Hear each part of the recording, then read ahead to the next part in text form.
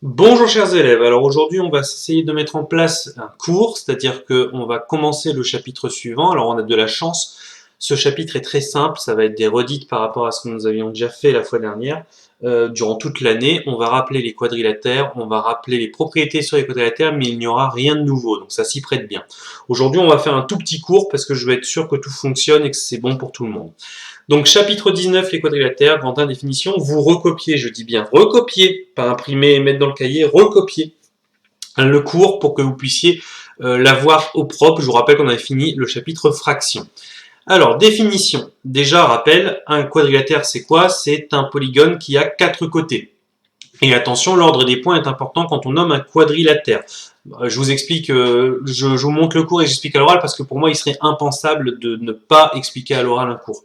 Donc ça veut dire quoi? Ça veut dire que si je fais un quadrilatère, hop, hop, hop, et hop, si jamais je numérote, enfin je nomme les points, il s'appelle ABCD, le C, je suis obligé de le mettre là, c'est-à-dire que je dois suivre les côtés, j'ai pas le droit de faire ABCD, c'est interdit, d'accord? S'il s'appelle ABCD, le C il est forcément là.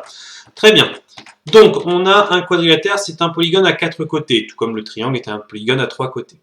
On va voir les 4 quadrilatères usuels. Parallélogramme, losange, rectangle, carré. On va commencer par le parallélogramme. La définition du parallélogramme, elle est dans son nom. Un parallélogramme, c'est un quadrilatère qui a ses côtés opposés parallèles. On peut même rajouter de même longueur, c'est plutôt une propriété, mais je préfère l'écrire quand même de même mesure ici. Alors, pour tracer un parallélogramme, c'est très simple. Alors, je vous rappelle que je suis à la souris, donc il faut vraiment que vous soyez très clément parce que je vous jure que c'est pas facile. Surtout que mon écran est gigantesque, donc vous allez voir, c'est encore plus compliqué qu'en classe. Je vais faire par exemple un parallélogramme de 5 cm ici, AB. Alors, vous faites les mesures que vous voulez, vous, hein, mais ici, je vais mettre 5 cm, moi par exemple, AB. C'est pas facile d'écrire à la souris. Et on doit faire un côté qui fait aussi 5 cm qui est parallèle, donc qui est en face. Alors, je vous rappelle comment on trace une parallèle correctement. On prend l'équerre. Cet équerre, il faut que je vienne la positionner sur le côté dont je veux une parallèle. Donc par exemple, celui-ci.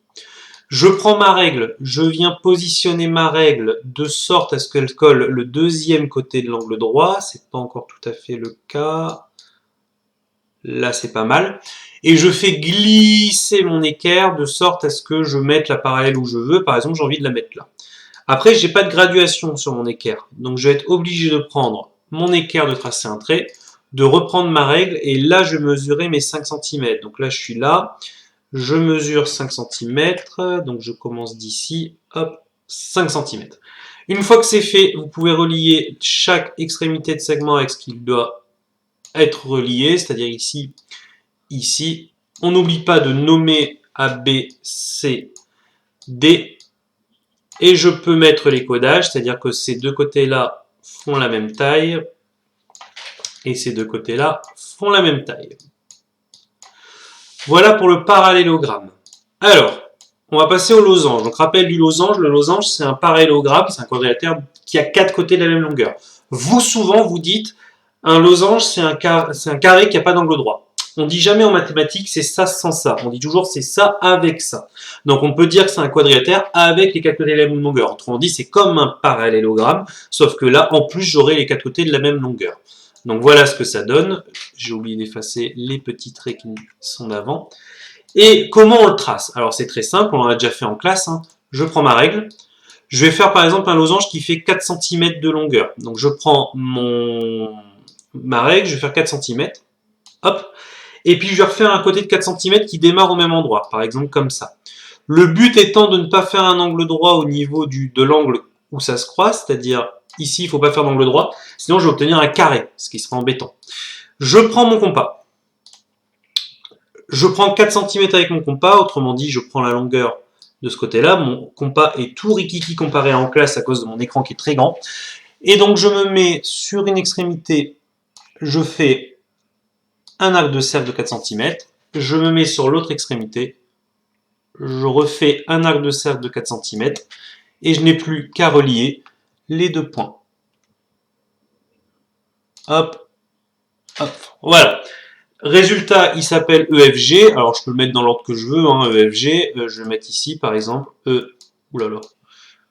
Oulala, en plus, ma souris est très sensible. Alors, le premier qui se moque de comment je mets mes lettres. Hop.